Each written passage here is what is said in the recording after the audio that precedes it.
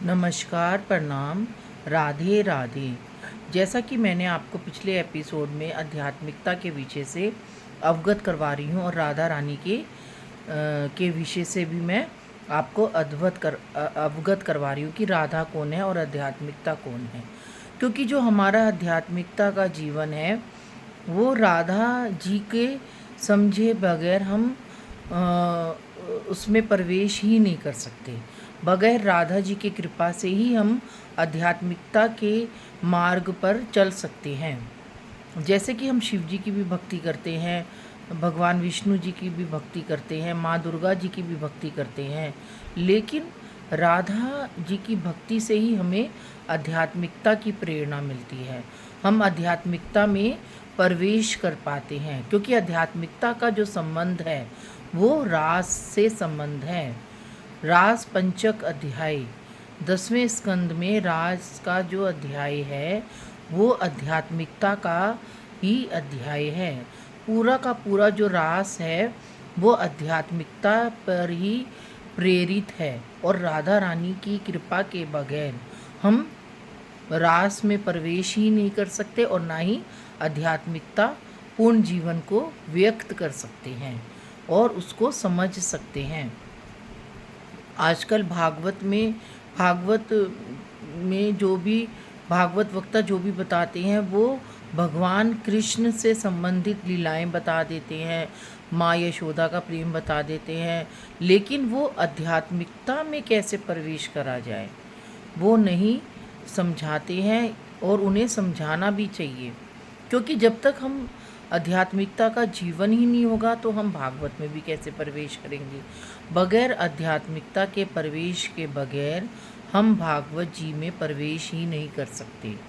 हम भागवत को समझने के लिए हमें आध्यात्मिकता का जीवन बहुत ज़रूरी है। जब तक हम अध्यात्म को नहीं समझ पाएंगे तब तक हम भागवत जी को भी नहीं समझ पाएंगे। अब ये अध्यात्म क्या है? अध्यात्म का मतलब है अपनी आत्मा का ज़्यादा से ज़्यादा परमात्मा में मिलन हो सके, मंथन हो सके, आत्मचिंतन हो सके। आत्मा का जितना हम आत्मा की गहराई में जाएंगे, अंदर ही अंदर हृदय की गहराइयों में, आत्मा की गहराइयों में जितना हम आत्मा को परमात्मा में विलीन करेंगे, संप्रेक्षालेक्षण करेंगे, आत्मा का परमात्मा से संप्रेक्षालेक्षण करेंगे, तभी हम आध्यात्मिकता के अंदर जा सकेंगे। क्योंकि आध्यात्मिकता वो गहराई है जो कि आत्मा से परमात्मा के से जब संबंध होता है, एक आत्मा का परमात्मा से संबंध होता है, मिलन होता है, तो तभी हम आध्यात्मिकता के जीवन में प्रवेश कर सकते हैं।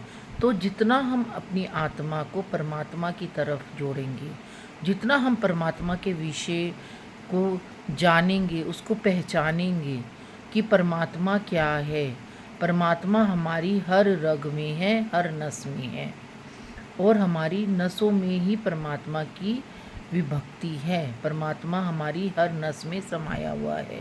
हमारी आत्मा से परमात्मा पूरा का पूरा जुड़ा हुआ है। हमारे हर एक आत्मा के अंदर परमात्मा है और परमात्मा हर आत्मा को अपने अपने ढंग से आध्यात्मिकता का जीवन प्रदान करता है और उसको उसके कर्मों के अनुसार ही उसको आध्यात्मिकता का विषय पता चलता है।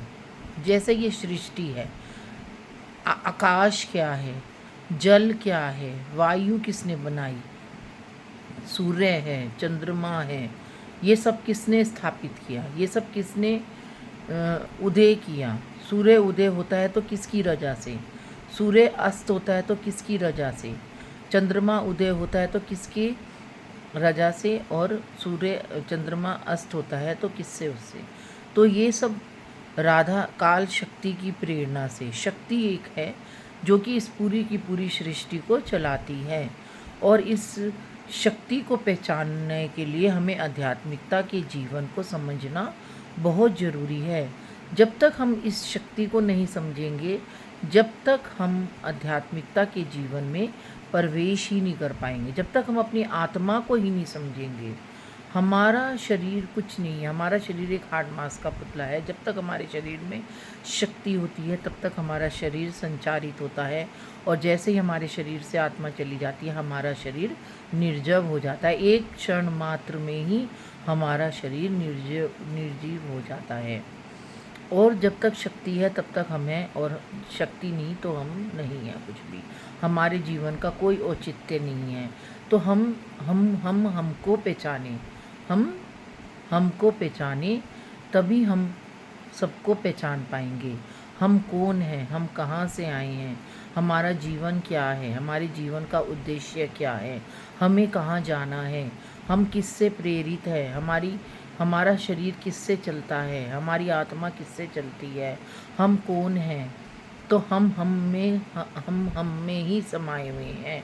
जब तक हम हमको नहीं समझेंगे, जब तक हम आध्यात्मिकता को भी नहीं समझ पाएंगे।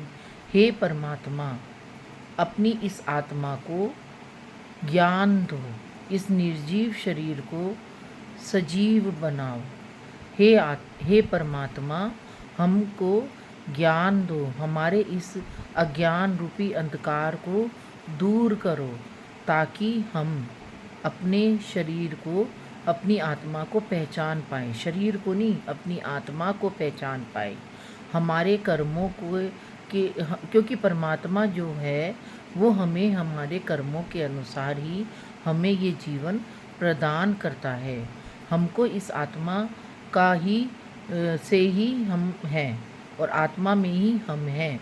तो हमारी आत्मा को परमात्मा से रोज़ प्रार्थना करनी चाहिए कि हे परमात्मा, हमारे अज्ञान रूपी अंधकार को दूर करो, हमारी आत्मा को इतना बल प्रदान करो ताकि हम तुझ में समा जाए और तुम हम में समा जाओ, ताकि हम तेरे भेदों को समझ सके, और हमारे अंदर जो भी अंधकार है हम उससे दूर होते जाएं।